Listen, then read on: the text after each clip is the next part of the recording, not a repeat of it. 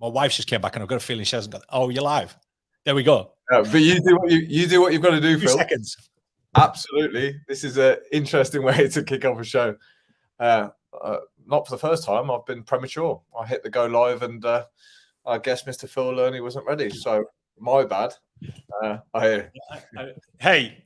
There you go. I was just saying, for the first time, Phil, I was premature. Not for the first time, I was premature there in getting going, mate. So apologies, for that. That was my fault. I just saw my wife pull up outside with the kids coming back from school, and then I anticipated that maybe she didn't know I was on a podcast and didn't take any keys. So I was just making sure they weren't stood at the door for the next hour.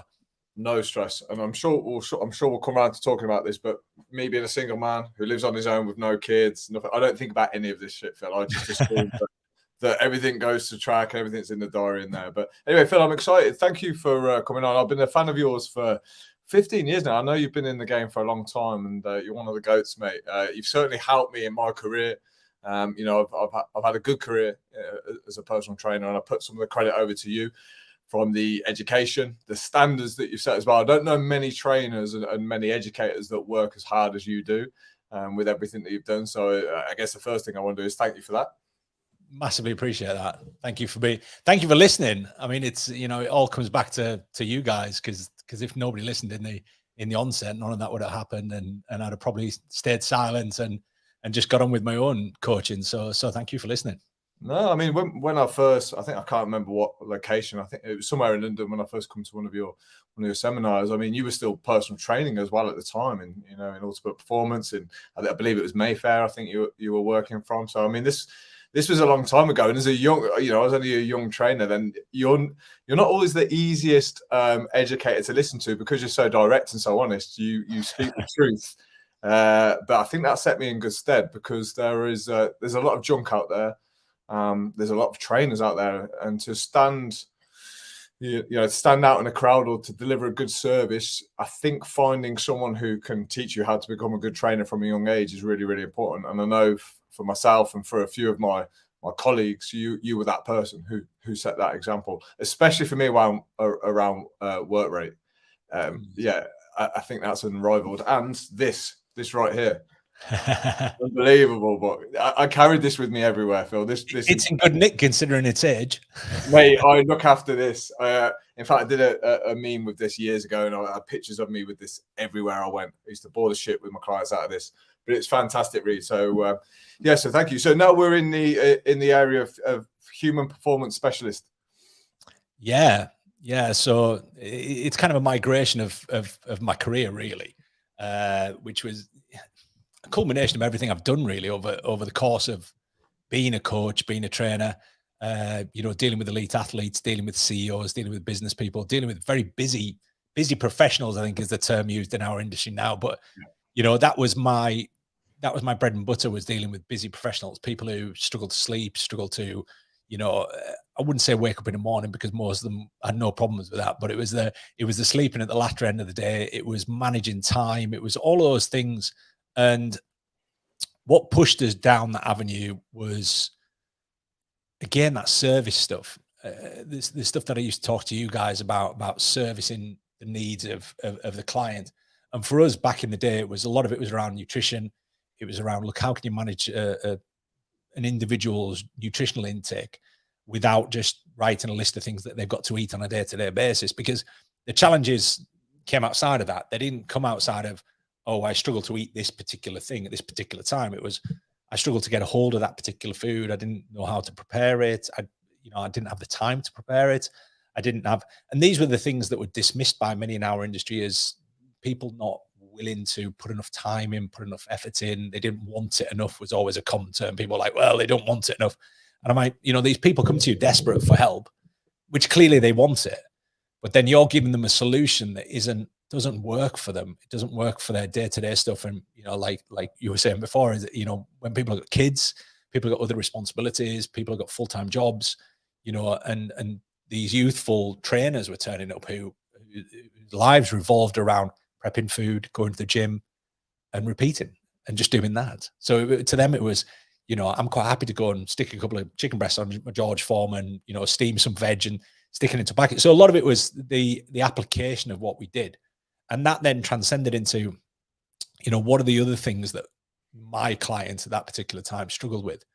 And that culminated really in this year was, you know, me and a good friend of mine, Jason Rickaby, who was the owner and founder of PhD Nutrition, who I've done work with throughout their entire, you know, since they started.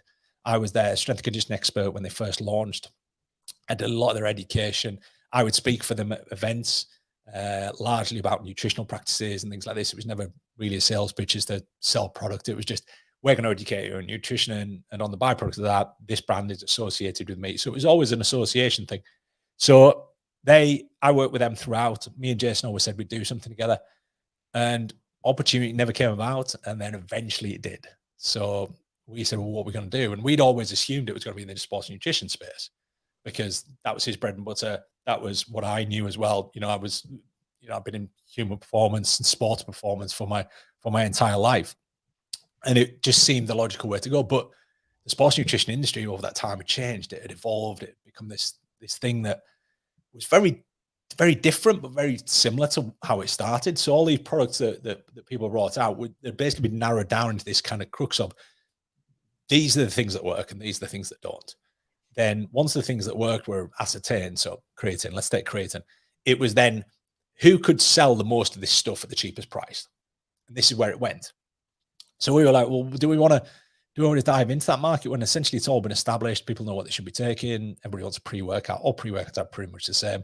You know, every year somebody chucks something else in there that makes you tingle or makes your face go red or does something out of the norm, and they'll claim that it does this and blah, blah, blah. And did we want to be in that? We did, but we also wanted to look outside of that, because when we talk about human performance, people always think about sport. They always think about the gym. You talk to anyone in mine and your industries as such, you know, you've got, everybody's thinking about that workout. They're thinking about the time when they go to the gym. So what do I do before the gym? So what do I take? What do I have? What do I do during the gym? You know, so I might take an electrolyte drink. I might have some amino acids. What do I do? And then what do I do after it? And then after that, people just want off to work. They'd go back to work. They'd go back to their home. They'd go wherever. And then the rest of the day was just, I take a multivitamin in the morning and fish oil. And that was it. And that was, you know, I was looking at it from this kind of eclectic perspective of, people want to perform all day. I want to wake up in the morning and I want to be on the ball. I want to be able to sit down at my laptop after, you know, sorting the kids out for school, getting them off to school. I want to do that efficiently. Even that bit. I want to do that bit super efficiently. I don't want to be getting up and running around and getting stressed and panicking. And so that's all down to time management. It's down to time management, knowing how I'm going to do this thing, this routine. So you have that. And then I then want to be able to walk into my office and I want to be able to perform. I want to be able to be cognitively switched on. I want to be able to do what I do in the morning incredibly well, which is all my attention-based stuff, my more complex tasks I'll do in the morning, because that's where physiologically I work the best. So we looked at everybody's days. We looked at when people come home, what are the implications for people when they get home at night? You know, what kind of mood are they in? And what have they done the rest of the day that have played with that mood and instigated that mood when they get home to spend time with the kids? Or because relationships are human performance. You know, people manage relationships well or they don't. They're not great at showing emotions and all these different things, all these things that people talk about when it comes to wellness and health and all these things. But there seems to be this narrative in the industry that wellness is not sick. And particularly with the COVID thing that's been going on, everybody's like, being well means not sick. You know, being well means being well, means you are functioning. You're a highly functioning adult who can, you know, manage everything really, really well. Time, you know, your emotions, all these different things. And then there seemed to be this big jump to then the world of like biohacking. So biohacking is like the extreme of this. It's like you know, what are the things that we can do that will hack into our biology and do all these different things? And then we just took it back to basics. We went, right, okay, where's the evidence at? Where's the data at? You know, what do we know about human performance? What are the things that have been heavily researched? So we based our range on circadian rhythm. You know, so circadian rhythm is basically it's the biology of all mammals. Is that we function in a particular way from the moment the sun comes up to the moment the sun goes down. And you know, people will be listening to this and go, "Oh, it's a bit wishy-washy," but that's how that's how we're designed to work. So when light hits our optic nerve, it then sends a signal to the suprachiasmatic nucleus in our head, in our brain, and then it tells us we're awake. So somebody who's waking up in the morning, particularly this time of year. So if you're getting up at 6 a.m. now, it's pitch black dark outside. And if you walk down to a poorly lit kitchen or a poorly lit office or whatever it might be, your brain still doesn't know what's going on. So as far as you're concerned, you're still kind of asleep. You're just in a really poor level of sleep. So until your body gets that light, you're biologically not awake. So therefore, 7:30 comes around, you maybe get outside, you maybe get some sunlight. So at 7:30, theoretically, you've woken up, you've had an hour of what would be classed as a very, very low level, poor quality sleep. You've been functioning, you've been walking around, but you're not awake. Your melatonin secretion hasn't blunted, your serotonin hasn't gone up, all these different biological happenings that haven't occurred. And then that then affects your sleep. So at this time of year, everybody's getting problems sleeping because it's getting dark at about 4 o'clock now. It's dark till 7:30 in the morning. And we've also got the COVID, right? People working from home. So people now, instead of going outside to commute, are staying indoors. So they've got, a couple of bulbs above them, and that's as good as it gets. They never go outside until they have to. So there's all these things. And again, sorry, I'm going off a massive tangent here, but we looked at the human performance space. So essentially it was, how can we look at the average person out there and the above average people who are performing incredibly well already? We've done consultancy with some incredible, just before this call, I was actually in a call with, in a particular sport, he was number 5 ranked in the world in his sport.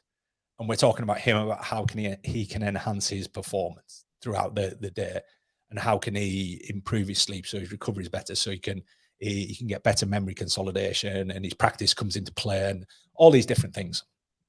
So it's, how do we look at performers? Literally anybody who wakes up, yourself.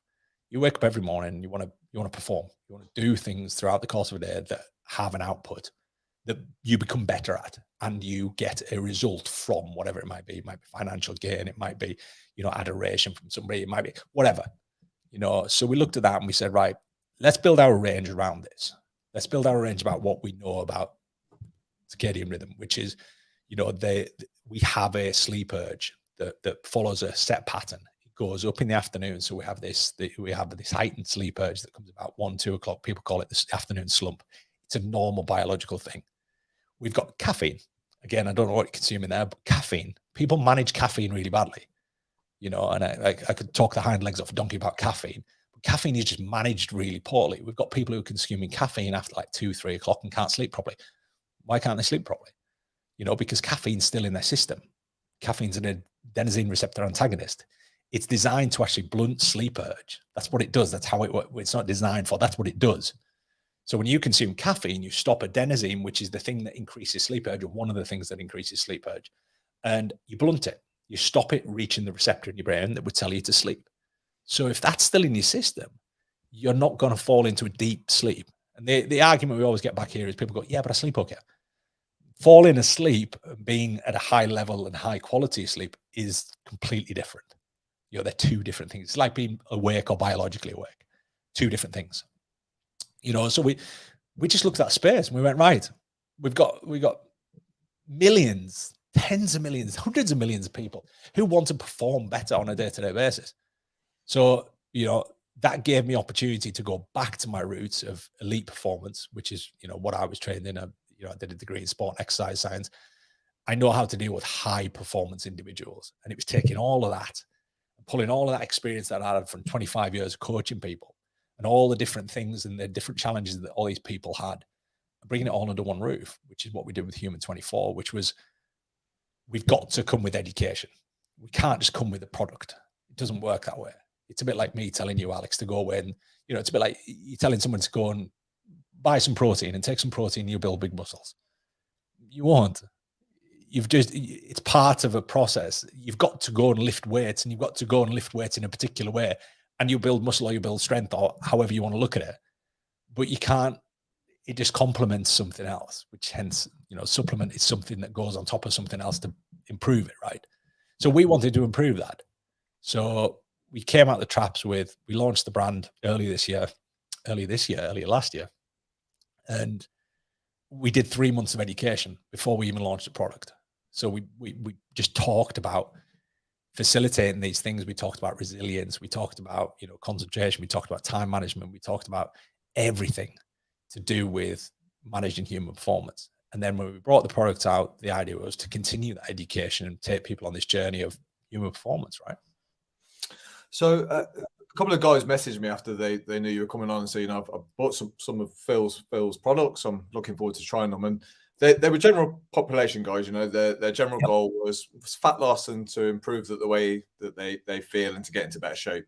I was a little bit surprised at first because, like you've already mentioned, as soon as I heard that word performance, my mind went to athlete until I did a little bit of research around what you do and such. So do you think there's an argument now that, like, for those guys who are, sitting at a laptop all day, watching too much TV, find themselves, a couple of stone overweight and decide that they want to lose a little bit of body fat, that instead of targeting the traditional fat loss methods, getting my steps in, trying to control calories, do you think there's an argument to say, well, we should be shifting now towards, well, how can we perform better, making that the goal, making that the emphasis, knowing that, if we get that right, if we get the training in, if we get the supplementation in, the sleep, it's going to elicit fat loss, and we're going to start performing and moving anyway. Is there an argument to say that we should be pushing that route a bit more?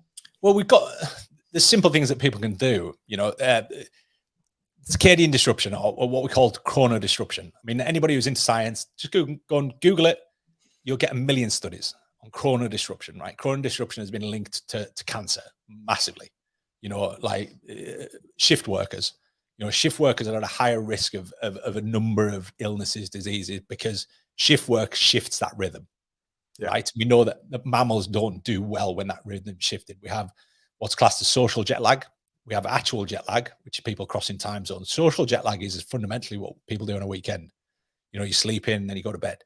Again, linked to diabetes, linked to eating patterns, linked to choices of food. The evidence is there. So for me, if I put somebody into a routine, just a routine, we're not talking anything else, just a routine. They get up at the same time and they have an evening routine that they go to bed at every night. They'll eat better and they'll move better, categorically, because they're recovering. If you've got somebody who's switching those rhythms all around, they're tired. They have what's classed as social jet lag all the time. So they're lethargic, they're tired. So they're over caffeinating, which means if you're over caffeinating, what you're doing is you're just shifting that book. You're going, I'm going to take all of this sleep urge that I've got right now, and I'm going to stop it right this second. And it doesn't go anywhere. Caffeine doesn't absorb sleep urge. People seem to think it takes sleep away. It takes sleep urge away. It doesn't. It just moves it. So if you've got sleep debt, so if you're super tired today, Alex, because you stayed up late at the weekend and you did whatever, you've got social jet lag, right? So today, because you're tired, what you're going to do is you're going to over caffeinate. You're going to keep taking caffeine. Now, that caffeine is going to disrupt your sleep because what it does, it blocks adenosine. Adenosine is one of the compounds that you need in your brain to send you to sleep. So you block it. It isn't going anywhere. It's still there. So when that caffeine wears off, you're super tired. And anybody who has kids, they'll know what happens when a kid's overtired. They don't sleep. So you're overtired. So you don't sleep. So even though you're shattered, you're lying in bed, bolt upright, because you can't sleep. So it disrupts your sleep. Now, if it disrupts sleep, the next day, what do you want to do? You sat at your laptop, lunchtime, you're a bit tired. Really, you should go out and do a bit of movement. What are you going to do? You're not going to move. So all of this stuff, it's interlinked to the food choices we make. If you've got somebody who's tired, they make bad food choices, they don't want to move, and they dehydrate themselves. Everybody does it. Anybody who's, stay out late on a Saturday night, consume too much alcohol. You wake up the next morning, you're dehydrated. So, you feel terrible because dehydration is one of the worst feelings in the world. So you feel terrible. You want to eat junk because, again, everything's disrupted internally. You're tired, which means you're trying to fight tiredness all the time. So you're probably over caffeinated. And this is how people are just walking around. They're walking around like this. People wake up on a Monday morning hating their work life because they're tired. They have social jet lag. They've woken up on a Monday morning. Theoretically, their body thinks they're in New York because they've shifted their circadian rhythm by that much that they're now fatigued. So it's going to take them 2 or 3 days. So by Wednesday, they're actually back onto a normal routine. Then they knock it back out again on Friday night. And then it repeats. And the problem is that there'll be people out there trying to go through what I've just gone through there and go, that'll get you fat loss. No, it won't. It won't get you fat loss. What it'll do, it'll enable you and facilitate you doing the things you need to do to get fat loss or to eat healthier or to move more. And it'll make you want to do them more. Because if you're tired, you're going to make poor food choices. If you're tired, you're going to make poor life choices. You know, you're going to be grouchy, which means your friends aren't going to want to be around you. You're going to be snappy and short with your partners or your kids or whatever it might be, which means they're not going to want to be around you.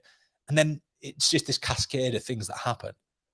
So when we look at wellness and we look at health and we look at all those things, there's a whole myriad of things. I mean, we could go on forever about it as to the myriad of things that all account for these things, but these are basics. You've got people who, you know, they get a dog. What does a dog do? It forces them to go outside in the morning, get fresh air, get sunlight, move. All of a sudden they feel so much better. And they've got companionship. And the dog's not going to be, this dog's not going to be biting back at you because you're a bit grouchy. You know, this is why people like pets, because they give them that, they facilitate other things. So you go outside, you get some fresh air, you get some sunlight. So you wake up correctly and you feel great. You come home and you're all energized and everything like this. And they go, well, I feel great. You know, then they don't have a dog and they don't do that anymore. They stop the stuff that was interlinked to it. So for us, it's about making people feel better in general. And therefore, everybody wants to move. That's what human beings do. So it makes you want to move. It makes you feel better about yourself. It makes you know that trying to fight that afternoon slump that biologically occurs is ridiculous. You don't fight it. You don't try and block it down. You embrace it and you utilize it and you do something with it. So on a lunchtime, you'll probably want to have a fairly light lunch. You probably want to go outside, get some fresh air, get some sunlight, get some movement in. You'll come home back. You'll come back to work, sit down at your desk, and you'll feel great. Or what you can do is you can sit at your desk, eat some crappy takeaway food from somewhere, not move, not do anything, and then try and resume work. You try and resume work, all you want to do is sleep. You're tired. You're probably scrolling social media. You're doing all this stuff. It's about habitual behavior. You know, when we look at output, it's those little things added up over time. If every day you woke up at the same time, which is something I've always advocated with my clients, with anyone that I've ever dealt with, get up at the same time every day. And what happens due to a bunch of genes and a bunch of things, you know, you got your clock gene, you got your PR1, you got your BMAL1, all these clock genes inside your body go, wake up before the alarm. And your body does that. So you set the alarm and your body wakes you up about a minute or two before it goes off because it doesn't want to hear the alarm go off because the alarm's shocking to it. So it goes, I don't want any stress in the morning. So therefore, if I wake up a couple of minutes before the alarm, it'll turn the alarm off. Obviously, it doesn't think that way, but that's how the clock genes work. Is that your body knows what time it is. You know, it's not stupid. We have clock genes in every single one of our, you know, cells. Every single one of our cells has some kind of chrono function.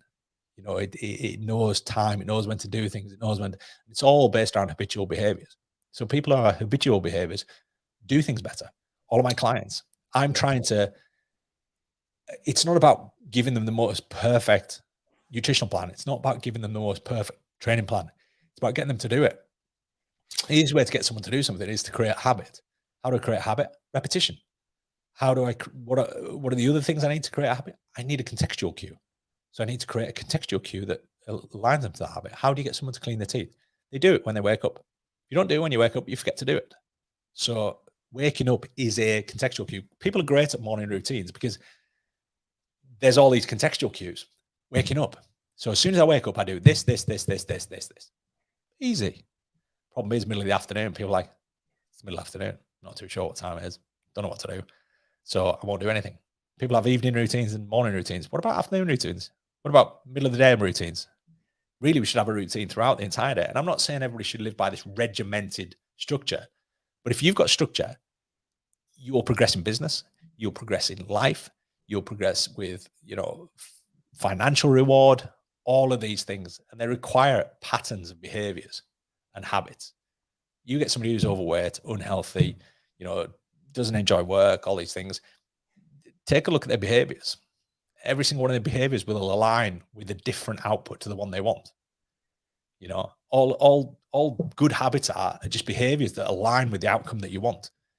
So you get somebody who works, you just look at their behaviors. You go, right, what do you do? What do you do at this time? What do you do at this time? What do you do at this time? All you got to do is sit down and go, which one of them aligns with the output you want? You want to lose weight? Take a look at all your behaviors. What do you do? What aligns with the output you want and which doesn't? So all you got to do is you got to align all the ones that do create the outcome you want and take away or replace all the ones, because you can't quit something. Quitting doesn't work. We know that in the world of psychology, in the world of habits. You can't just stop doing something, because whatever you did before had a contextual reason for doing it. Now, when you take it away, your body then goes, hold on, I need to do that again. You need to replace it with something. You have to do something else. You can't just go, I'm going to stop this, stop this, stop this. You know, New Year's just gone. Everybody's gone. I'm going to stop doing this. I'm going to stop doing this. I'm going to stop doing this. And I'm going to stop doing this. And I'm going to start doing this. And I'm going to start doing this and start doing this. And then everybody fails. Nobody does any of them because they haven't created contextual cues and they haven't put it into a behavioral pattern or all any of these things. Yeah, and I think traditionally, when someone starts off the journey of fat loss or getting into good shape, there is no real awareness around these things. I mean, even coaches, they go straight to, well, let's give you a calorie target, which we know is important, but again, there seems to be only two kind of key data points when what we know about energy is compliance is vital to energy. So compliance is number one in everything, isn't it? So the first thing I always start with my guys is, that get up time, that consistent get up time and compliance. So I don't really care whether it's 7 a.m. or 5 a.m. The first thing I make sure is that they feel like they can do it. Because I think a lot of people don't even start or won't even start this performance journey or this health journey because they've tried so many things before. They failed so many times and they just don't know where to start this time. So I always start with what they're willing to do. Might not be the perfect thing, might not be the answer, but I think that all-important momentum, just to see some changes, some positive changes, especially as you've mentioned, habits and behaviors, because they're everything. So habit tracker is something I'm big on. Like, write down everything you're doing, give it a plus or a minus. Is it getting you closer to where you want to be, further away? And I think if you can highlight those things, I think that's the most important thing at first, because people, you will have said a whole list of stuff, Phil, that people won't have even thought of before. Oh, maybe my sleep pattern is affecting what food choices I eat. People don't even think along those lines. So I think getting that awareness is real key to at least getting that journey started, right? Yeah, because it's just fundamentals. People have forgotten about fundamentals. They've forgotten about the basics. You look at any gym program, and everybody's looking at gym programs at this time of year, right? So everybody's looking at gym programs. If you've never been to gym before, you need to look at the basics. You don't need to look for somebody to design you the best program in the world. You need to look at the basics. You need to look at basic human movement. You need to repeat them, do them again and again and again and again and again. And then when you've done them again and again and again, and they stop necessarily progressing you in a particular way, you then change them. And then we could analogize everything to training, because that's how training works. Training is about, you've got to have a plan. If you don't have a plan, you've got no progression. I mean, you take an Olympic athlete. I've dealt with a few Olympic athletes over the years, and we will look at a quadricycle. So the second the Olympics have finished, we then plan for the next one. So then we reverse periodize. So we plan all of their training from competition day all the way back to where they are now. And we go, right, this is the plan. And along the way, there's going to be bumps in the road. There's going to be things that don't go to plan. There's all these numbers that we're trying to hit constantly for 4 years. And then we'll tweak it and adjust it and change it. And, we'll typically have it in a spreadsheet so we know when things are changing and statistics need changing. But fundamentally, we plan that far in advance. You look at sporting teams, the British Lions team, they often pick about 3 or 4 years before the actual tour. They know and they outline who they're pinpointing for which place in the team, because all of this is planning, and people are terrified and they're not very good at planning. If you struggle with your finances, you need a financial planner. You need something that tells you where your finances are. If you want a training program, you need a plan. If you want a nutritional plan, you need a plan, and then when that all becomes second nature, it's easy. It's habitual. It's the things you do. You understand it.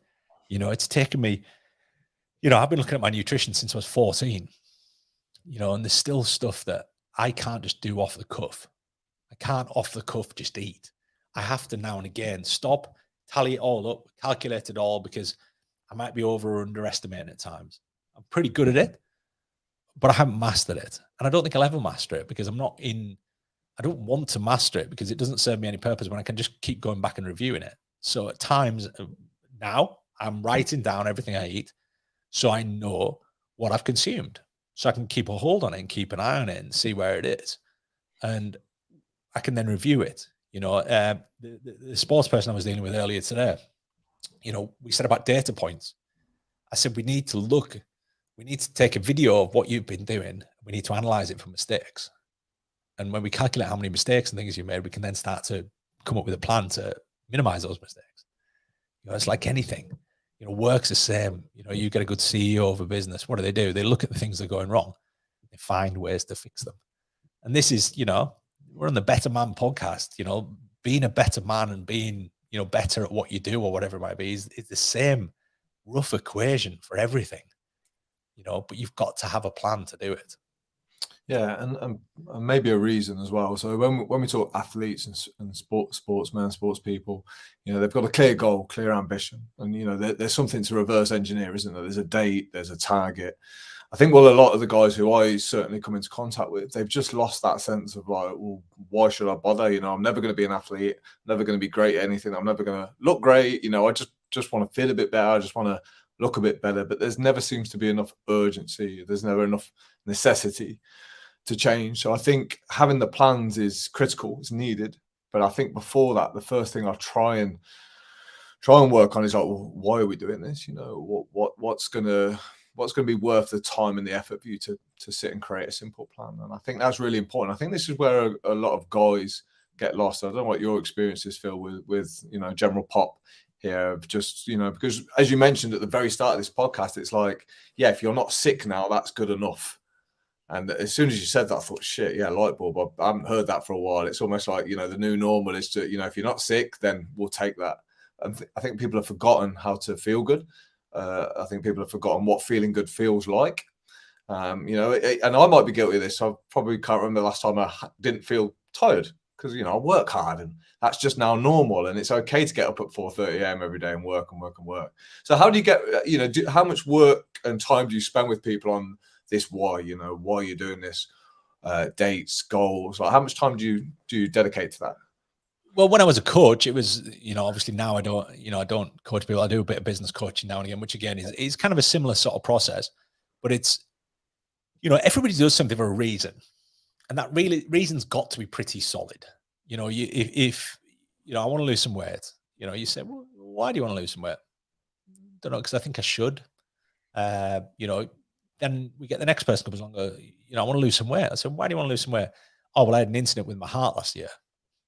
I'm like, okay, right. So there's different tiers of people who want to do things for particular reasons. So yeah, absolutely. You've got to outline what they're doing it for. You've got to have an overlying reason and a rationale and people might be chasing a financial goal. They might be going, look, I want to buy a car. And then going to buy a car goes to, in that time of buying a car, they bought the car, they then move on, they have some kids. I want to be able to send my kids to private school. That might be the next goal. Then I might want to, solidify my kids' life. I might want to build a legacy. I might want to be the person that makes my children's life easier because, and I'm talking about myself largely. This is where my plot's gone. Initially I had, as a kid, I had goals. I wanted to own things. As a kid, there were certain things I wanted to own, and you take that box off, and then you're like, right, what's next? What do I want to do? I want to be well known in the field that I work in, and it goes from then being well known to being respected. I want to be respected in the field I'm in. I want to deliver something that people see as value, and I want to speak to people like yourself who go, you played a part in my life and my career and then all of a sudden that becomes the buzz. And then, right now, popularity seems to be the thing, right? People want popularity.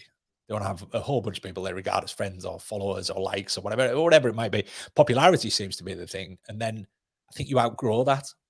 And you get to a point, well, I'm not chasing popularity anymore. What I'm chasing, credibility. I'm chasing, respect. I'm chasing, you know, and then some of that kind of gets pushed to one side. And then you're like, right, I'm creating a future for my kids, or I'm whatever it might be. And at different times, those measures are different for different people. You know, I read a great post this morning from a good friend of mine who's hugely successful in this field. And he said, look, I don't often take time to reflect on these things. And I've never really had a financial goal, and I don't really chase, you know, material goods. But there's one thing that I wanted to do, and it was to look after my family. And today I've managed to reach this mantle of being able to do this significant thing that then makes their life easier for, you know, for time when I'm long gone. You know, when I'm long gone, I want, you know, my kids and their kids and grandkids and blah, blah, all to look back and go, look, this all came about because somebody somewhere on the line worked their bollocks off. You know, they worked really hard. They worked really hard, and they built something that could then be built upon. And I think that's when you're looking at goals, you've got to know where that is. And unfortunately for a lot of these people, especially when you're dealing with people who are hugely successful, you know, and this was my large demographic. You know, I worked in Mayfair. All of the people I had was hugely successful, but they came to me because they struggled with a component of that success. They came to me because they couldn't manage their nutrition very well. They came to me because they couldn't manage their exercise, or they were injured, or they had ailments. You know, I had a chap who had you know, double knee replacements on both sides, and he had hip problems, and had all. And literally, when he came to see me, we you know, he couldn't get up a step about that deep. So he would literally have to tilt and basically hinge his leg to get up a step, which meant his quality of life at that point was massively damaged, because he couldn't walk around town, he couldn't go to meetings, he couldn't. All these things would therefore then struggle for him. By the time we finished, none of that was a struggle. We had full range of movement pretty much in his knees, in his hips. He went in for a double hip surgery, came out. He's the first person. That particular clinic, it was one of the very big specialist clinics in London. He's the only person that's ever walked out post-surgery after a double hip replacement. They were like, no, you're going to have to go out in your chair, blah, blah. He goes, no. He goes, I'm walking out. And that was down to 6 months of prehab we did. And we made tissue strong, and we did all this stuff, and we understood what the surgery was about. And I consulted with the surgeons, and we consulted with what was going to happen and where they were going to go in and where the cuts were going to be made, and blah, blah, blah. We said, right, what can we do to minimize damage here? What can we do to minimize downtime here? What can we do to facilitate you recovering from this in the optimal time possible? Which means that you can get back to work, you can get back to spending time with your family, you can get back to doing all the stuff you used to do that put a smile on your face. Because that was the priority. The priority wasn't, let's get him in for surgery, make sure he's okay. You know, you go and see a physio in a hospital. Physios in hospitals, and no discredit to any of them, but largely their role is to get people pain free. It's not to get them moving again, it's not to get them active again. If they can do that, it's a bonus. But the time they get with them, the main priority initially is just to get them pain free. You know, so you've got people who leave in hospitals, and they've gone through this short stint of physio, and the physio's done the best they can with the time constraints they have. But ultimately, that person leaves and they've alleviated pain a little bit. But that person's probably got another 6 months of physio to do privately somewhere else with somebody else, or they've got a plan that they've got to go home and follow. And most of them won't go and follow it because they don't get it. They don't understand it. And this is like a training program. I could go on Google now and find a nutritional program and training program that will work for pretty much anybody that's listening to this podcast. It can be that generic. But they'll only be, and you've maybe been at, you know, some of my seminars where I brought this up, and I've said to everybody in the audience, I said, look, I'm going to put everybody in the audience on the same diet. All you're going to do, you're going to eat 5 eggs in the morning. You're going to eat chicken breast and broccoli at lunch. You're going to eat fish and broccoli in an evening meal. And you're going to have a protein drink before bed. That's all you're going to do. But you're going to do it for the next year. Every single person in that room will get leaner. Every single person in that room will subjectively become healthier. They wouldn't, because, you know, lacking in huge amounts of macronutrients and micronutrients and phytochemicals, all sorts of stuff. But with the goal of getting lean, everybody who does it will get lean. And I could just go, look, you're going to weight train 3 days a week and do cardio 3 days a week as well. Done. You're going to get lean even quicker. It's not a matter of who is it going to work for. It's a matter of who's going to do it. And this comes down to everything we do, is that it's not a matter of who, because people think it's the solution that's wrong. It's not the solution that's wrong. People do a training program for a couple of weeks and they're like, oh, it doesn't seem to be getting any results. So they stop doing it and change to something else. And they do it with nutrition as well. They start off with this diet plan because it doesn't get the results they anticipate. They then switch it and do something else. Now, if you just consistently stuck with that first one you did in both scenarios, doesn't matter what it was, I can assure you that the vast majority of people, if they stuck to it for the next 4 months, will get results, big results. So going back on your point there, a lot of it is compliance. It's compliance, it's behaviors. How do we get somebody to do what they intend doing? Because when a client comes to you as a coach, they have full intent of doing everything you ask them to, you know? And this goes back to what you said before, is that one of the major questions I would ask my clients is, can you do that? And I would even extend on that depending on who they were and what I'd ascertained about them at that point. I would often extend that to, can you do that for me? Because you've got people who will do things for themselves. Then you've got not a clear line, but you've got a lot of people who won't do stuff for themselves because they feel that they don't deserve it. They feel they're not worthy of it. So you get a lot of people who come to lose weight with you. And the second they start getting results, they sabotage those results because they don't feel they deserve it. This is true of a lot of people. You know, they start to get success in business and they sabotage that business internally. They sabotage it. They stop working. They stop doing the equation that was working for them. They stop doing it because they don't feel they're worthy of it. And I used to get so many clients who would feel they're not worthy of the results they're getting. So they'd sabotage it. And then I'd have to pick up on that sabotage and pull them back and go, right, it's not about you anymore. It's about me. So can you do that for me? Yeah, I can do that for you. And then when they wanted to quit, they felt they were letting me down, not themselves. And that's down to things like, you know, self-worth. And you get so many people who are in this real pit of, they lacked self-esteem, self-worth, all these things. And the vast majority of people that I knew in this industry, and again, I don't know your background, where you came from with respect to how you got into the fitness industry and the health and wellness industry. But I got into it because of insecurities. I got into it because I was overweight. I got into it because I was being picked on every single day. I got into it because I wanted to have a better quality of life. I got into it because I wanted to lose weight because my peers basically ridiculed me about it. So I came from this place of massive insecurity, massive self-esteem issues, massive self-doubt. You know, if I listened to everybody who told me I couldn't do something, I'd be in a gutter somewhere right now. But then you've got people who will listen and believe what you've told them. So you tell someone you can't do that. You've got people who will turn around and go, yeah, he's right. And then there's other people who go, screw you, I'm going to go and do it. You know, and then you've got all the people in that interim, in the in-between bit, who have a little bit of, I'm not sure, maybe he's right. I'm not sure, maybe procrastinate a bit about it. And you've got all those different psychological issues and challenges you've got with any client. So a lot of this is about ascertaining who you're doing it for. So it's all well and good setting out goals and going, look, they have to want it and they have to have an outcome and a goal and something they're chasing. But you also have to ascertain how they're going to do it for themselves. Because that was such a dialogue thing for me. It was me turning it from, Alex, can you do that? So I'd say to you, you know, we'd ascertain something and we go, so you can do that. I'm looking for the answer, yes. Not for you to stutter or stop or think about it or whatever it might be. I need you to answer immediately, yes. If you're not sure, I need to understand why you're not sure. So I'll go back to you and I'll go, so Alex, can you do that for me? And you'll be like, yeah, I can. So when I message you and go, Alex, did you do that today? You don't want to say no because you're letting me down. So now all of a sudden you start doing stuff because you're doing it for somebody else. And it's amazing, that power. And this is, you know, for someone with kids, who am I doing it for? I no longer have to worry about doing it for myself because it's very rarely about what I want. It's about what I want for somebody else.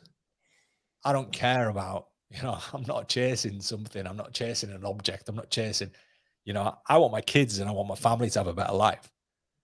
So therefore, I'm never doing it for myself. So there's no self-doubt. There's no me going, oh, you know, I don't deserve this. It's not about me deserving it. It's about, do the people outside of me deserve it? Yeah, they do. Damn right they do. Do my kids deserve it? Yes, they do. Does my wife deserve it? Yes, she does. Do my friends deserve it? Yes, they do. Do I deserve it? Doesn't matter. Doesn't matter anymore. Doesn't matter if I deserve it or don't. So there is no self-doubt anymore. And the problem is when like you said at the start, you're a single bloke. If you don't think you're worthy of it, you won't pursue it. If you don't think you deserve it, you won't pursue it, because it's all about you right now. And that's what life's like. When I was a single bloke, it was all about me. It was all about what I wanted. It was all about, but even then there was goals. I wanted to pay off my parents' mortgage. That was a major goal of mine. Major goal of mine as I was growing up. I was like, look, I've got to give back to my parents. They've done so much. They've bent over backwards. They've worked so hard, in this industry that was so difficult. And every waking hour of every single day, my parents worked so hard, but they never came out of it. Multimillionaires, they never came out with this huge quality of life. They never came out with it, but they worked to keep food on the table and to look after us. And whenever we needed new shoes, we got new shoes. Whenever we needed clothes for school, we got clothes for school. We managed to go on a holiday now and again, all of that stuff. But they worked their asses off every single day. And I bore witness to that. I watched it. I watched my mum and dad getting up at silly o'clock in the morning and going to bed at silly o'clock at night. We grew up in a pub and cleaning and doing everything for themselves. My dad would sit and do all the accounts and they did it themselves. And I don't think that was for them. That was for us, and it becomes very easy when it's about you. And then, when it becomes about yourself, that's when self-doubt starts to come in, because you're just somebody who's trying to chase something for yourself. Yeah. And you've touched on a few great points here. And for me, this is why I'm so into compliance and getting off to a good start. Because for me, self-doubt and, that cliche, you've got to believe in yourself. Well, firstly, most people don't. And secondly, there's a reason why a lot of people don't believe in themselves. It's because they've continuously not been compliant. So for me, these run alongside each other. The more compliant you can be, the better. And over time, you can ask yourself to do more and you'll actually think you're going to fucking do it for a change versus the exact opposite. So when we talk about mental toughness and we talk about grit, I'm all for that. I love it. I think it's something everybody should train. But for me, there's a ladder you climb. So you only start with where you're at. And if that means that you can only do one basic thing each day and you're going to do it, I think you have to install that level of self-belief. For me, self-belief comes through hard work. It's because it can be quite airy-fairy, the self-belief. You believe in yourself. But in my experience, I only believe in myself when I back it up. A bit like yourself, you've done some incredible things in the industry. You probably got that self-doubt pushed to the side because you've proved time and time again that you'll do it. You'll do the work. For whatever reason, you'll do it. And I think another thing is, Phil, you've got a lot of responsibility now, like loads. So, you're going to work hard. You've got lots of reasons to work hard. You've got lots of reasons to excel. And I think this is where a lot of men get stuck. They don't want the responsibility when, in fact, I think often it's the best thing that they can do. Get more responsibility. Get, like you said, just said, parents, kids, have people to look after, clients, have people to look after, put more skin in the game, have more of an impact. Take more responsibility on, because I know when I was at my worst point, I just wanted rid of all responsibility. Didn't want to know for anything. Don't want that, don't want that, don't want that, don't want any of it. But I found in my life, the more I get, the more I'm willing to take on, the more reasons I have. Like we've just spoke about the reasons why. Like it makes you do the work, doesn't it? It makes you focused. It makes you want to do it. It makes you want to improve your own health, because you know that without it and without your energy, you can't do any of that shit. You can't take care of anybody else. And it's people's reliance on you, right? When I was coach, I wouldn't go out drinking the night before a shift or when I was working, because my clients relied on me. When I left the industry, probably 3 or 4 years too late, not too late, later than I should have. And all of my clients actually said that to me when I announced that I was leaving, because I felt an allegiance to them. I was responsible for them and their wellness. And I was like, what are they going to do if I leave? And we have responsibility. A coach has an enormous responsibility to their clients, to the people that they serve, to the people that are around them. So the industry is a very easy place to be. It's a very easy place to be. It's a very easy place to get motivated about what you want to do and how you want to help people. Why do you want to get educated more? Tell more people. Why do you want to make more money? Tell more people. The money one's always an interesting one, because people are, I always go back at coaches who terrified to charge more, or terrified to, charge their worth. They deliver these incredible services, but they'll have sat at the same price point for 5 years, which means that quality of life every year goes down because inflation happens, right? So their quality of life is going down. Well, the quality of life of their clients is going up, and the clients they're making more money everywhere else because of inflation, but they're not paying any more PT. So they're getting this cheap service, and it's progressively getting cheaper and cheaper and cheaper. And everything in the world goes that way, but PT's like, yeah, but I feel bad, and it's great. It's a great thing. It's a noble thing in many respects. I see it as is that you've got trainers who care so much about their clients that they'll never ask them for more money. Problem we got there is that trainer will probably leave the industry eventually because they can't afford to stay in it. This is what happens. This was part of my passion for starting doing the academy, is that I knew, I couldn't even tally up numbers, but in excess of probably a dozen very, very good coaches who left the industry 3 or 4 years after being in it to pursue other careers. And they were great coaches. They were great coaches. I was very persistent. I just stuck at it, and I lived not on the breadline by any sort, but I remember one day, and this is a story I've told loads of people, is that not so long ago, in the grand scheme of things, at the point where people probably looked at me and thought, he's very successful. Yeah, but I was paying my rent out of a 2p bottle. So I remember emptying, I had a like, it was an old whiskey bottle with a wide neck, and I used to fill it full of coins. And I remember having to smash this open to pay my rent. And at that point, people were looking at me and going, oh my God, he's hugely successful personal trainer and blah, blah, blah. I'm like, yeah, I'm a good trainer. I've got good results with people. I'm doing pretty well. I live in London, which is expensive. Don't live a flamboyant lifestyle. And I'm paying my rent out of a bottle I've just smashed full of 2p's. And I didn't, obviously I had to go to the bank, bag it all up and take it to the bank. But at that point, it was a wow. And the other coaches that had left just never got to that point. They were close, but they never got to that point. So what they did is they went off and they got a regular 9-to-5 job. But that's what I was like. I was just year after year, I was like, oh, I don't want to charge my clients anymore. Progressively, my cost of living was going up until eventually it got too much. My cost of living got to the point where I couldn't actually afford to stay in the industry. So at that point, there was this huge epiphany of I've either got to leave the industry and just get a job. And I remember my dad saying to me once, my sister followed a very academic route, and she trained to be an accountant and all these different things. I remember my dad saying to me when I said I wanted to be a trainer, he goes, but it's not a proper job. And I kind of concurred with him at that point. I said, it's not a proper job, because really in their area, what a proper job was something that you despised and didn't really like. You just did it so you paid the bills. Now, anything somebody enjoys, people will always bite back at it and go, but it's not a proper job. It is a proper job if you're making a living out of it and you're managing to pay your bills and pay your mortgage and blah, blah, blah. It's a proper job, whatever way you cut it up. So it was this whole thing. And I started the academy because there was these people that were leaving it because they couldn't afford to stay in it. And that was demoralizing. It was gutting. It was kind of like, look, eventually that's going to be me. And that doesn't work. And it was a quality of life. And I use that term a lot, quality of life. It's about quality of life. What your definition of that quality of life is everybody's is different. Somebody's quality of life might be, I have a helipad in my back garden. Another person's quality of life might be, I get enough time to spend with my friends, and there's everything in between, all those spectrums. But quality of life is defined by different people.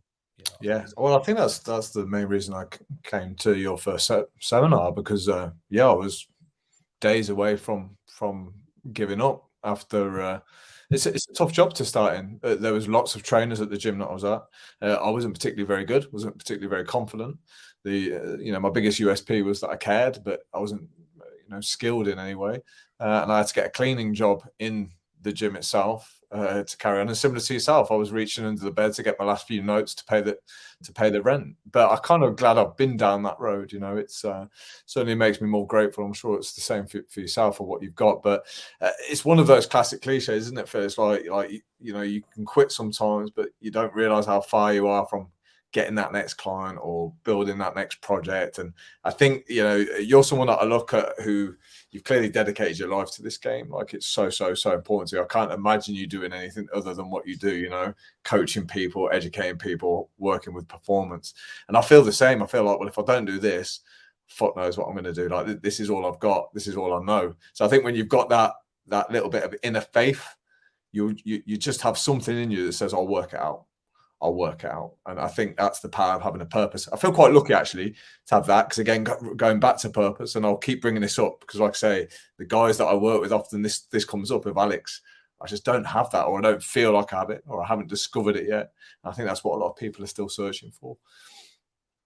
Yeah, and yeah, purpose is a big thing. You know, and unfortunately, you know, we're in a society now where people lose track of that and they're never sure about it. And I think social media has got a big part to play in that. Is that there's a lot of self-doubt that's cast on people because of social media. You know, it's you know, I stopped reading the papers years ago because it was just all doom and gloom. It was when I first moved to London. When I first moved to London, I was buzzing, I was excited, I loved what I did as a job. You know, I go to work every morning. I was like, right, really looking forward to seeing my first client, getting through to there, then working on my own little projects and, you know, training and doing all the things that I enjoyed. And then slowly I was getting into work, and there was just a mindset shift, and I couldn't figure out what it was. And what it was is that the free paper that they used to get on the metro on public transport, I started picking it up and reading it. So all of this positivity and all this stuff was just getting quashed, you know. So I picked this paper and be like, this has happened, this has happened, this has happened, this has happened. And it was like just this book of bad news that I'd read before I got to work. So when I got to work, I was just flat. And I was like, it took me ages to figure out what it was. And it was just, right, I'm stopping reading papers. So what I did is I started reading on my way to work, but I'd read stuff, and then podcasts came out, and I started doing, sorry, I'm telling my age here. And then people started podcasting. So I started listening to some podcasts, and there was all sorts. It was a learning opportunity. So for me, the commute into work became a learning opportunity. It's, you know, instead of just something else. You know, now people scroll through social media or whatever it might be, and then you tally all that up, and then I look at time management. So it was always, you know, capitalized on time. It was a big thing for me. You know, I didn't have a TV for, I think it was 7 years. I think I refused to have a TV. I never bought a gaming system or anything like that, because I was like, look, when I get home, if I have a TV, I'm just going to watch TV. You know, if I don't have a TV, I'm going to work. So I'd work. And, you know, I didn't have any responsibilities to anybody else. I didn't, you know, kids, family, there was nobody there. It was just literally me. It was me, and, you know, I had a phone, and, you know, it wasn't so easy to access the internet and things like this on the phones back then. And it was just, right, I've got to create this environment where I've got to actively work. And that was when I started writing the ACA, started writing books, started writing loads of articles. And, you know, I wrote what was the equivalent of, I think we tallied it up, and I can't remember, I could be completely wrong here, but I think it worked out as 4 doctorates. So I wrote 4 doctorates within 18 months. The equivalent of in words. Obviously, it's, you know, as to whether it would pass a PhD or not, I doubt it. But it was the equivalent of 4 doctorates in word count. It was massive, you know. And I wrote that in 18 months, which was a massive thing for me. It was like, you know, and I just knuckled down to it every night. I just write and research and write.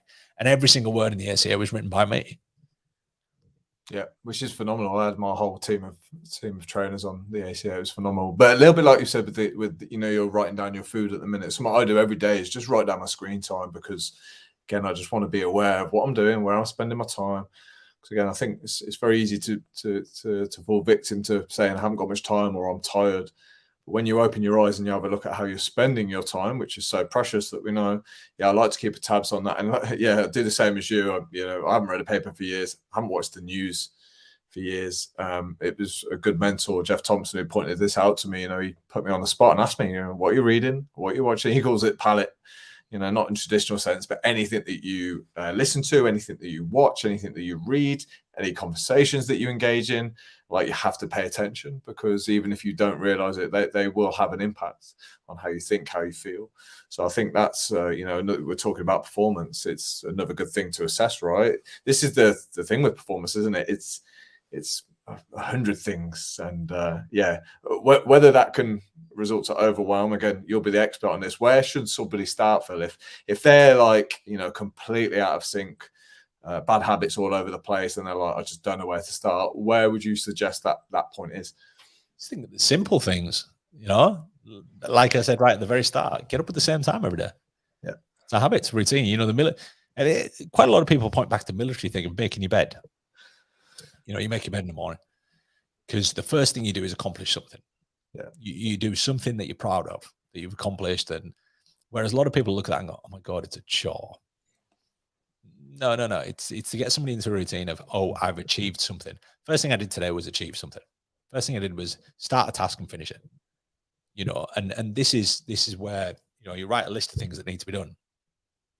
You don't write a list, you won't get them done. Or you'll faff around them until eventually they get done. You have a list of things with deadlines. Business operate in that sense. You imagine a business like Google or Facebook or whatever it might be. Imagine if they didn't have deadlines. Imagine if they just walked in every day and said, what are we doing today? It doesn't work, right? And it doesn't work for an individual as much as it doesn't work for a big blue chip company. It doesn't. You've got to have goals and you've got to have things set out as to what you're going to ascertain and what you're going to do.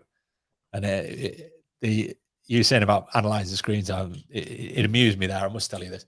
One of the first things I used to do with clients, and again, I'm showing my age here, is I used to get the radio and TV times, which were, for those of you that don't know, there were magazines that used to tell you what was on TV back when it was 5 channels.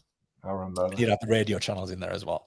Yeah. And I used to get them with a highlighter and they'd highlight all the screen time they did.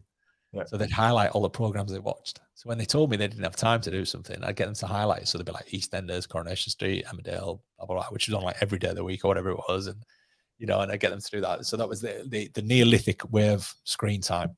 So, which is quite funny. I might post about that later because I find that quite an amusing one. But anyways, I tangent again. Apologies. That's all good. No, I think that's great. But again, that kind of just shows about the basics. But what you've just mentioned there is just like now it's tenfold. Now it's like there's distractions everywhere. And it's the first thing I do. I like get my guys to write down their screen time, because generally time is usually something that people throw up as an obstacle, right? For training, for this, for that. I haven't got time, I'm busy. And as soon as they say that, I'm like, right, that's cool. Like, it's a legitimate excuse. We're limited in time, but you're going to say that, we've got to have a look at how you're currently spending it. So show me that screen time. And often people are embarrassed to show me their screen time. And again, I've been guilty of this in the past. It's something I keep a very close eye on. What I say to my guys is, I know that I'm not going to beat Facebook. I know I'm not going to beat Instagram. I'm not going to be. So they have to go off the phone. Strategy is just as important as discipline for me. There's no point testing your discipline all the time if you don't need to. So get rid of the apps off the phone, or give yourself 20 minutes and then delete the app. Just do something. And I think when we talk about habit and behaviors as well, I think strategy is really important. So get up time. Like if your snooze button is there, you might be hitting that. You're tired, you don't want to get up. But if your alarm is not your phone and it's across the other side of the room, you've got to get your ass out of bed. It's little things like this that, like you've correctly pointed out, make all the difference. So I think, people who are listening to this can take some comfort in there's small little things that you can do. And those 5 small things are going to compound, aren't they? Into become significant, right? Yeah, they are. Yeah. But people always want the quick. That's the hard selling point to this game, Phil. It's people want the transformation. So when you talk about get up time, it's like, well, how does that relate to fat loss? I mean, we know the answer. We know the answer. But trying to sell small change in a world, especially on social media now, like you say, where it's difficult to encourage people to slow down and do the basics. People don't like that. People don't like that terminology. People want big. People want epic. People want fast. People want impressive. And I spend most of my time managing expectations. That's pretty much what I do. Yeah, and it all comes back to mastering the basics, doing them very well, doing them consistently, and having a plan. It's always going to be there. The planning element of anything is going to be, it's a bit like us today, just going, right, let's do a podcast sometime today. When are we going to do it? We'll figure it out. It wouldn't happen because we haven't planned it. We haven't put it in the diary. We don't know. I'm terrible. If I miss an appointment or I miss a call or whatever it might be, I actually missed one yesterday, and I apologized to the chap. I said, look, it was just a friend of mine. I said, we're going to have a call. I said, tomorrow morning? He goes, yeah. yeah, tomorrow morning. I'll give you a call tomorrow morning. I didn't make the call. Yeah. And he goes, you didn't call me. I goes, you know something? I goes, I didn't put it in my diary. And if I don't put it in my diary, I forget. And I genuinely do. And yeah, it could be an age thing, but it's because I'm so used to, if I'm doing it, it's written down. Yeah. And if it isn't written down, I forget because I've got better things to be thinking about in many respects in my head. If I need to remember something, I'll write it down. Yeah. You know, that was kind of a plan, right? To make the board. It was just a poor plan because you didn't write it down. And I think this is again where people go wrong. That they have the intentions. I'm going to eat well tomorrow. It's not a plan. That's not a plan. No. Or if it is, it's a terrible one. Yeah. So there's a big difference. What does that look like? Yeah. Yeah. We're talking specifics here, aren't we? Like, yeah, write that shit down. What are you eating tomorrow? What's in my fridge? Yeah. You know, people like, you know, Christmas, right? Everybody at Christmas right now. So if for you, you know, you're living in a house there, I'm assuming on your own, yeah? Yeah. Right. Anything that's remaining from Christmas, go and donate it to a food bank and be done with it. You know, but people will they'll go, I'll leave that in there because I'll eat it sometime. You know, if you've got it there, you'll eat it at some point. Is it conducive with your goals? No. Is it something that you like to have now and again? If you like to have it now and again, go and get it when you want it. Yeah. You know, don't just have it sat there, just casually kind of, ooh, it's available to me at all points. You know, and people will be like, oh, that's too harsh. You shouldn't be like that. I'm like, no, it's strategic. It's strategic. If I want an ice cream and I haven't got it in the house, I've got to walk out the door, walk to the shops, get the ice cream, come back with it. Do I want it that much?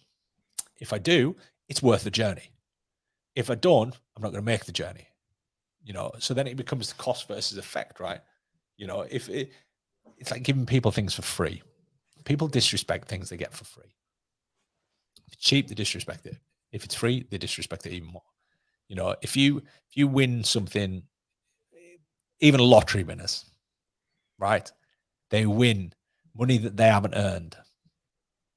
And you look at the statistics of lottery winners who are now flat broke. And typically most of them have some kind of issue now. They're either in raging debt or they've got drugs problems or because they didn't have a plan.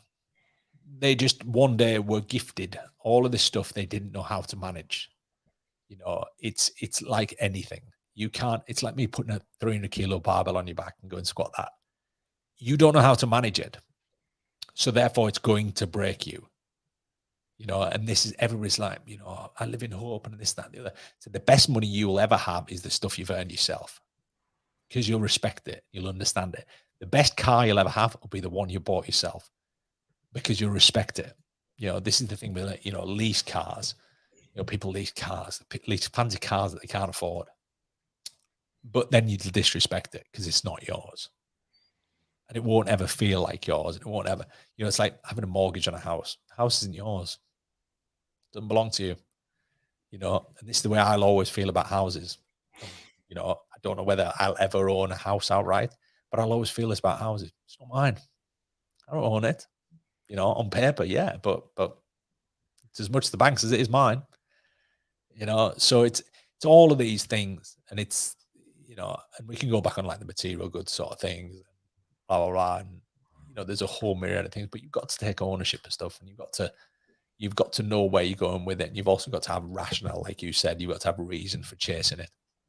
Yeah, absolutely. And I was kind of scrolling through your Insta today, just doing a bit of research, and I was again talking about plans and strategies. It made me smile because there was a guy who said, you know, strategy for eating out, just enjoy it. And you quite rightly pulled him up and said, well, you know, the average Londoner eats out 4 or 5 times a week, although it sounds really nice.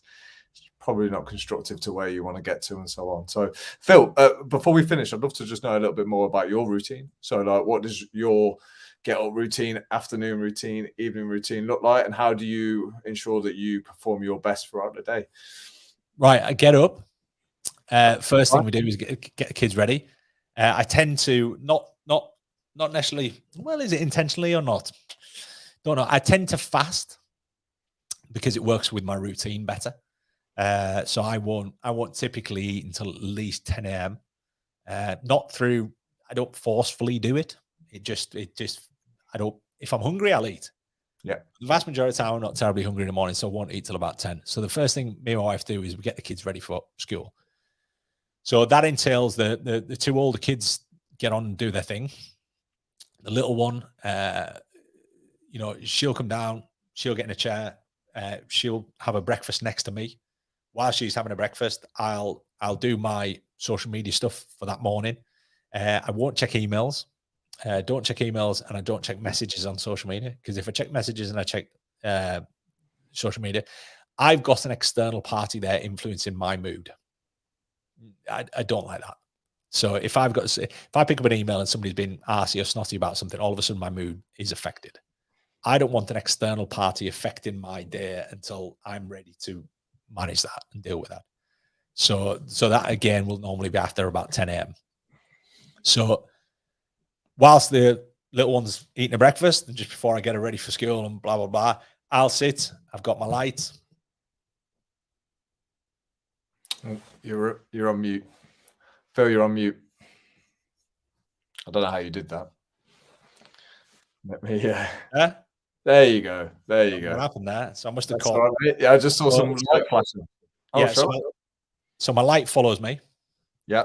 So that's either, so if it's not daylight, I have a light sits to one side of me. So I'm exposing myself to light, which again is part of that routine. Because the problem is that when light gets kicked, so when light gets kicked from my day, when clocks change and times change and blah, blah, blah, that all of a sudden gets impacted. Now, I want to get up at the same time throughout the course of the year. I don't want to, when it's dark mornings, I don't want to get up when the sun comes up. It doesn't work for me. So just like we manipulated that whole biological thing by inventing the light bulb, I'm going to manipulate it again by using technology to facilitate me getting the same thing. So I get enough light. Now, in summer, I'll take my laptop and I'll work at the back of the house because that's where the sun is. In the winter, I'll work from my office. In the morning, I work from the kitchen top with my light. So I'm there. I get the little one ready for work, for school. She's only 3. She's only coming up to 3. So it's not work she's going to. So she goes to school. So my wife takes the kids to school. When she takes the kids to school, I go and do my movement. So my first bit of movement in the day is I'll do cardio typically of some description. I normally jump on the VersaClimber or I'll jump on my bike. I have a big indoor cycling setup here. It's I've got my bike on a turbo trainer and blah, blah, blah. So I'll either jump on that and I'll do some mileage on that, or I'll go and do the VersaClimber. From then, I'll have a shower, sit down and start my working day. Now, I'm a big fan of time blocking. So I'll have a plan of what I'm doing. I'll have a list of all the things that need to be accomplished and need to be done. I'll do them in blocks of 90 minutes and then I'll take a break. So just like with my clients. So my clients, this all kind of started with my clients, is that I found that I couldn't focus for much more than 3 clients on the bounce. So I would always block clients in 3-hour blocks. So I'd take 3 hours, I'd take a 30-minute break, then I'd start again. 3 hours, 30-minute, and then a couple more hours. So I only did 8 clients a day maximum. And that was how I worked it. I'd do 6, 7, 8, and then 9:30, 10:30, 11:30. Then I'd do 1 o'clock, and away I went. And that was how I blocked my time. So similar scenario. So I'll take a break for 15 minutes, do something creative. I've just started customizing shoes. That's I've been painting Air Force One. I did art at school and I like arty stuff. I do sculptures and they're sat on my desk. I've got a half sculpted Teenage Mutant Ninja Turtle next to me. And I do, I'm into comics and stuff. You can't see much of my shelves, but you'd see if I knew that. And then I'll take a break every 15 minutes and then I'll knuckle down for 90 again. Meetings I'll typically schedule for the afternoon when cognitively I'm not functioning as well, because it's much easier to cognitively function when you've got somebody in front of you. Yeah. So this to me is easy. I'm not going to get tired. I'm not going to get lethargic. It's easy, So the stuff that's less cognitively challenging, I'll take during the afternoon. In the morning, I take my Rise, which is one of our products. So Human 24 Rise, which again is all about cognitive output, physical output. We've also got caffeine in there. In the afternoon, I get the normal biological slump that everybody gets. 1, 2 o'clock. It's a normal biological increase in sleep urge. So I'll look after that and manage that with Flow, which is one of our other products, which again was based around that. So it's 3 hour blocks fundamentally. I'll take my Flow and then I'll get into my afternoon work. Middle of the afternoon, depending on which day it is, I'll possibly go to the gym. So I'll go to the gym and I'll work out, or on alternate days, I have jiu-jitsu, which is at 8:30 at night. Which is an interesting time to do jiu-jitsu, but nevertheless. And then we have dinner every night as a family. We use Gusto. So we cook from theoretically scratch every night. So our kids get a different meal every night. We cook. My wife, both myself and my wife both cook. So that's something we love doing. I don't get as much time to do it. My wife prepares most of those. But on a weekend, I'll do a bit of cooking and things like this. So she'll prep food. That'll be me boxing off work to some degree. So at that point, when I got called through for dinner, like I was when I was a kid, so 5:30, we'll typically have dinner. Then everybody in the house starts to settle down. If I've got a little bit more work to do, I'll work up until 7:30. 7:30 is my absolute cutoff. There might be some emails, or there might be some social posting I've got to do, but that'll typically be scheduled and that'll be planned. And at about 7:30, we start with our wind down, which might involve, giving the little one a bath, spending some time together as a family. The kids are a little bit older now. They tend to spend most of their time in their rooms at that time of night, watching their own shows or doing their homework or whatever it might be. And then we'll sit down, we'll watch a bit of TV together, which is part of my wind down process. I find it very difficult to just close my eyes. So I need some kind of stimulus when I go to bed. I put the TV on when I go to bed. People talk about blue light and you've got blue light glasses on there, haven't you? Yeah. Yeah, I thought from the reflection and with the blue light management, if your TV is far enough away from you, it doesn't affect you. So we make sure the TV is far enough, but screen time on phones and things like that, we try our best to limit. Doesn't always happen because of whatever it might be. My dad might call or something like that, and we try and manage that the best we can. And then we might have another bite to eat potentially around about 8:30. That'll be the last time we eat, and then it normally, because I won't eat till 10 o'clock the next day, it's normally about 14 to 16 hours I'll fast forward. Yesterday I didn't eat until lunchtime. Again, because I'm not hungry and I'm doing other bits and pieces. So it's that's my routine, and it's fairly consistent. A lot of it is based around the plan that's done the day before, as to what that day actually entails. I might have meetings. So tomorrow, it's a morning structure, but it's be about 8 o'clock. I'll actually leave because I've got meetings in London. So I'll go into London. I've got to get into London for about 9:30. I've got a meeting for an hour. Then I've got to move to another part of London for another meeting, which will go until about 1-2 o'clock. And then there's a bit of a grey area there with respect to what I'm going to do at that point. I might go off and do some jiu-jitsu at one of the clubs, but I've got to see what availability is like, which I'll do later on tonight. And then I'll come back home, and then it'll be pretty much the same evening routine as we normally have.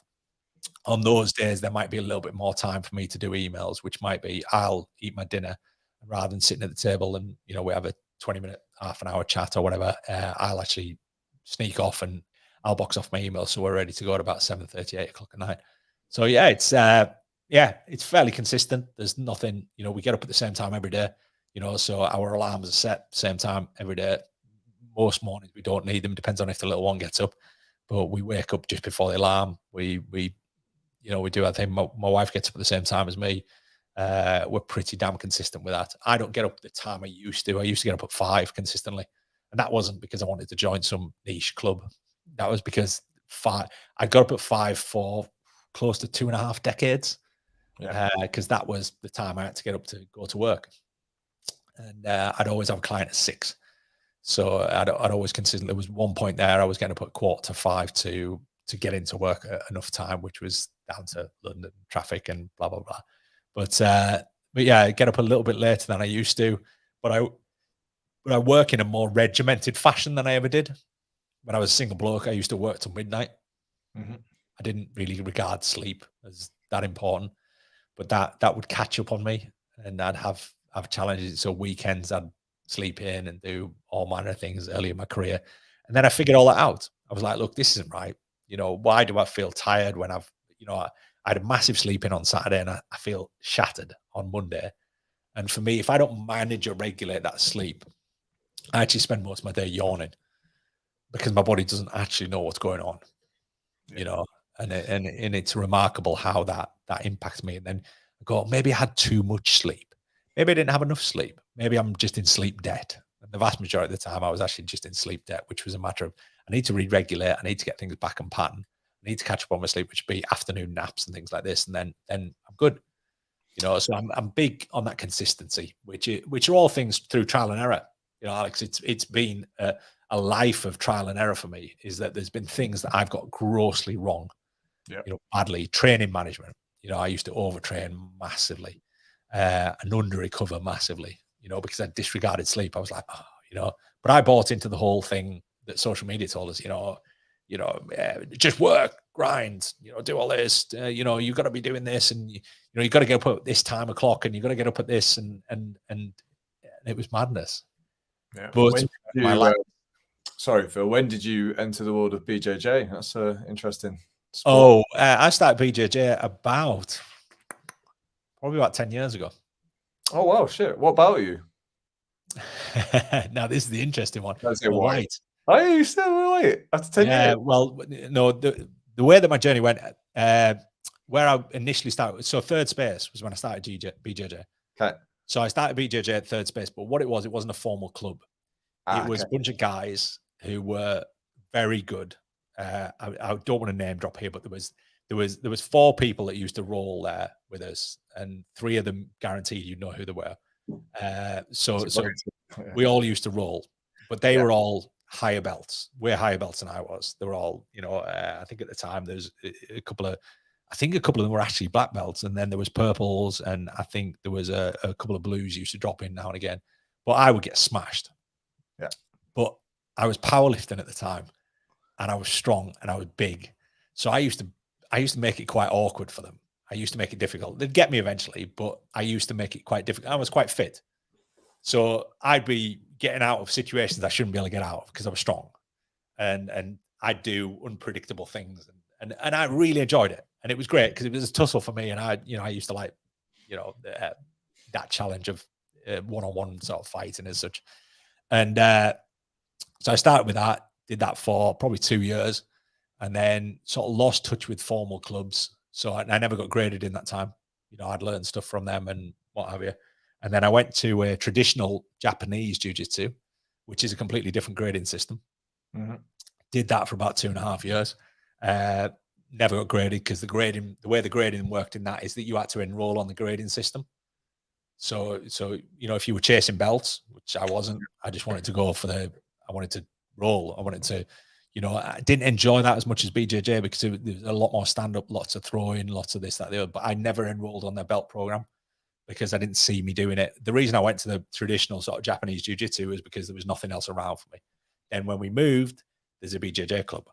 Now, when I joined the BJJ club, the teacher had just left. So the guy that teaches it is a purple belt, so he can't grade people. Okay.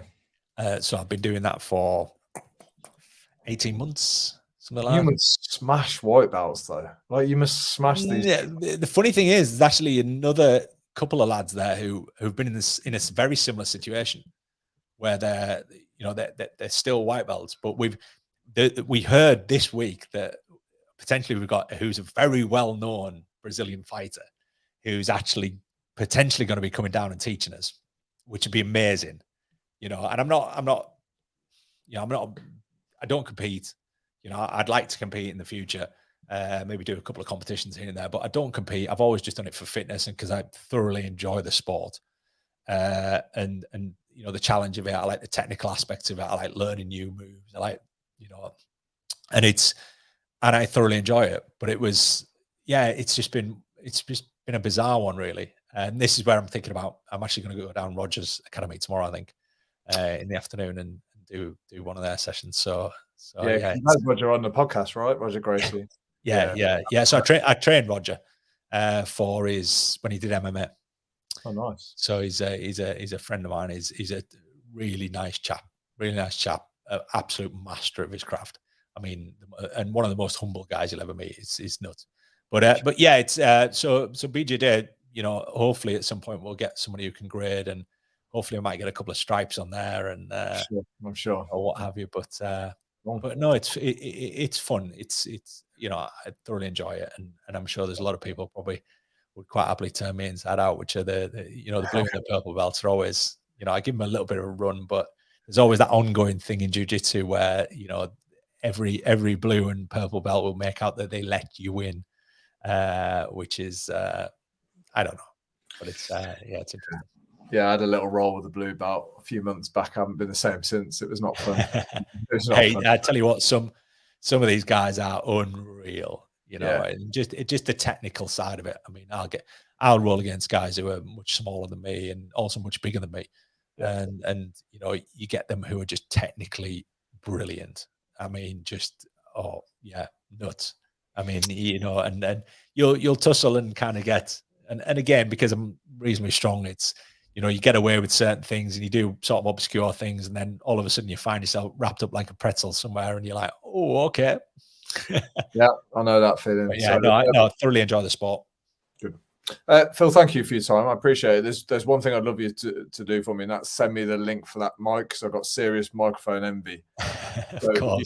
if you can send me, the sound is phenomenal. So that would be Excellent. amazing if you could do that. Appreciate your time. And like I say, what I said at the start, I truly meant it's you've played probably a bigger role than you're aware of in my development. And the fact that I still continue to follow you is hopefully the statement to how much I respect you and enjoy what you do and learn from you. So thank you. And I appreciate you doing this podcast. It was a big deal for me and a bit of an honor. So thank you. Thank you for having me on, Alex. A pleasure. Thanks, Phil. Take care, and we'll speak soon, all right? Yeah, mate. Bye for now. Thanks, Phil.